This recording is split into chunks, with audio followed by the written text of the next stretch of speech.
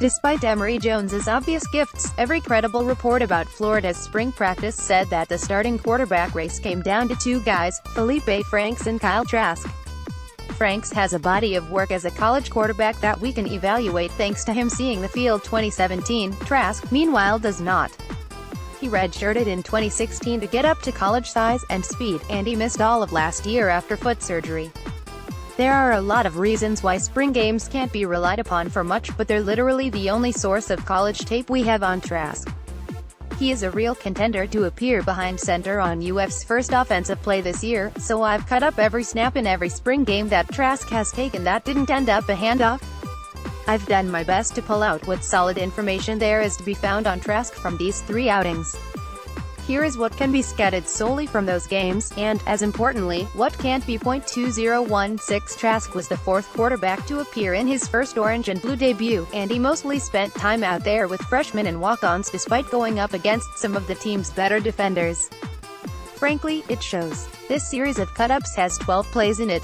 Fully half of them have Trask getting pressured in the pocket to the point of scrambling, throwing the ball away, or both. On one other play, he fumbled the under-center snap and merely fell on the ball. The best play by far was his second. He finds Alvin Bailey on a vertical route and fires it to him on the inside so that Teez Tabor, who's covering the receiver from the outside, couldn't make a play on it. It's a little high, so Bailey has to jump to get it, but it's pretty close to being right on the money. That said, something that's a little evident on the first play but is more noticeable on two later deep passes is that he doesn't completely transfer his weight and follow through. He does complete a pass to Case Harrison on the sideline at the 1:45 mark, but it's badly underthrown and Harrison has to come back for it despite loads of free grass ahead of him. On the following play, Josh Hammond has a step on Marcus May deep. Trask throws it for him, but again, it's underthrown and May almost picks it. Trask does slip in his drop, but his feet are stable when he throws. Not following through and trying to rely on arm strength alone is to be expected for a guy right out of high school. It's something to be fixed as a part of maturing into a college quarterback. 2017 Trask again mostly played with backups against the top defense, and it is just as evident. His first pass is dropped by a early enrollee freshman, and he has to scramble out of a collapsing pocket on the second. The underthrows are largely gone this time, though he tosses one into the grass 2 yards in front of the receiver while on the move at 1:33. What plagues him this time is throwing to guys when they look open without anticipating that the receiver may not continue to stay open. The first such play begins at 0:58. He has a receiver on his left who will run a vertical route against a linebacker, and that receiver predictably beats that linebacker.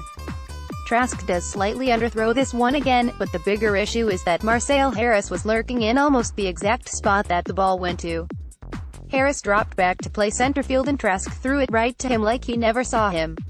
The second big example is at 3:48. Trask will have a receiver get open on an intermediate crossing route about 13 yards upfield. If he threw it to the guy right on the break, it'd likely have been a completion, but he throws it late. The ball goes directly at Duke Dawson, who was camping out in an open space by the sideline. Dawson tips it up and Voshawn Joseph snags an interception. Trask does eventually get a drive with the offensive starters, but both of his throws go to receivers who have no defenders within 5 yards of them at the time of catch. I will say, though, that the first toss of them on the run to Brandon Powell near the sideline is a genuinely good throw. The issue that showed up in Trask's first spring game was mostly absent from the second, which is a good sign of progress. However, he wasn't making good decisions about where and when to throw.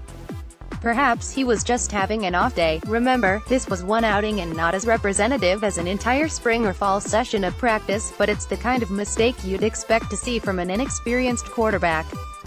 Throwing deep over the middle without knowing the safety's location is a rookie mistake. 2018 The good news for scouting purposes is that in this year's game, Trask is no longer mostly working with guys who are buried on the depth chart.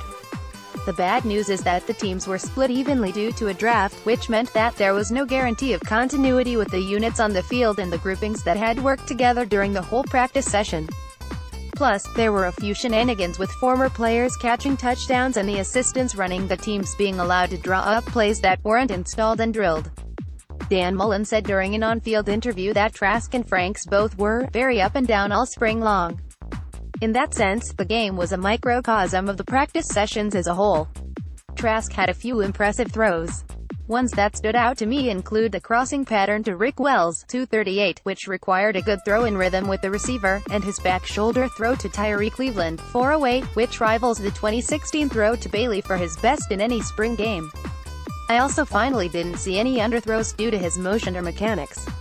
If anything, he had more of a problem with overthrows. He had 3 tosses that were just way too far out to be catchable that didn't appear to be related to miscommunication or confusion with the receiver.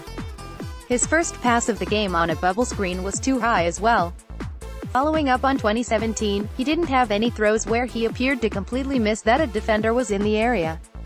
There were some where a guy in tight coverage got a hand on the pass, but none seemed to be cases of not seeing a defensive back hanging out in the area where the ball was going. As a note of caution, I wouldn't be surprised if a fair bit of this apparent improvement comes down to what fairly vanilla defensive coverages were being employed, though. To be clear, these 3 outings don't tell us whether Trask is in SEC-caliber quarterback or not. They don't tell us whether he can be a team leader, and they say nothing about his ability to perform in real game situations.